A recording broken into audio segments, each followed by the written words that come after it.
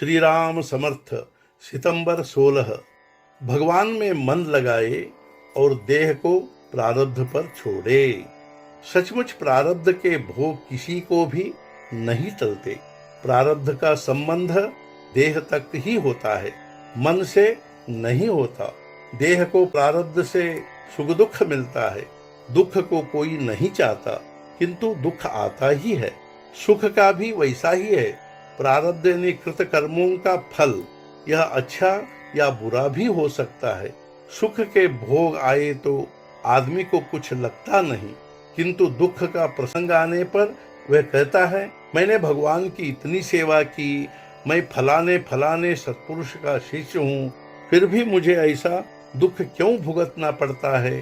किंतु वह यह नहीं समझता कि यह सब उसी के कर्म का फल है। उसमें भगवान या संत क्या करे। मान लो हमें कुछ पैसों की जरूरत है और हमारी पहचान का या करीब का कोई रिश्तेदार किसी बड़े बैंक का मैनेजर है, लेकिन हमारे खुद के नाम पर यदि बैंक में पैसा जमा न हो तो वह मैनेजर कुछ भी नहीं कर सकेगा। बहुत हुआ तो वह अपनी खुद की जेब से कुछ पैसे निकाल कर हमें देगा। उसी प्रकार हमारे नसीब में यदि सुख नहीं है तो वह हमें कहाँ से मिलेगा।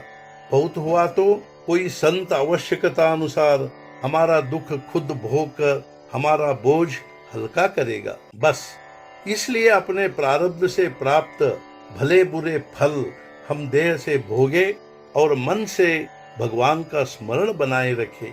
सच्चा भक्त अपनी देह को भुला हुआ होता है, इसलिए देह के भोग भोगना या न भोगना, इन दोनों ही बातों की उसे फिक्र नहीं होती, इसलिए वह भोग टालता नहीं।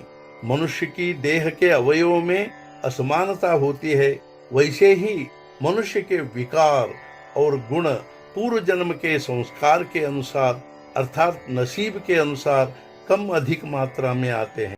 हमारी देह को प्राप्त होने वाला भोग हमारे कर्मों का ही फल होता है, किंतु वह अमुक कर्म का फल है यह हम नहीं जानते, इसलिए हम उसे नसीब अर्थात प्रारब्ध कहते हैं। संसार में जैसे अनेक बनाव बिगाड़ होते रहते हैं, वैसे ही हमारी सब बातें प्रारब्ध से होती है। हम पर आने वाली आपत्तियां हमारे प्रारब्ध का फल होती है। वे भगवान की ओर से नहीं आती, वे मेहमान जैसी होती है। वे जैसे आती हैं वैसे चली भी जाती हैं। हम अपनी ओर से उन्हें न लाए और प्रारब्ध के कारण आए तो घबराए नहीं। प्रारब्ध की और ग्रहों की गति देह तक ही होती है। मन से भगवान को भजने में उनकी ओर से कोई बाधा नहीं होती। जो संत या गुरु की आज्ञा का पालन करता है उसका प्रारब्ध के रूप में नहीं रहता। भगवान के अनुसंधान की आदत डाल ले तो हमने प्रारब्ध पर मानो विजय ही प्राप्त कर ली है। आज का मुख्य विचार, जो भगवान का हो जाता है वह देह प्रारब्ध पर छोड़ सकता है। सद्गुरुनाथ महाराज की जय। जय जय रघुवीर समर्थ।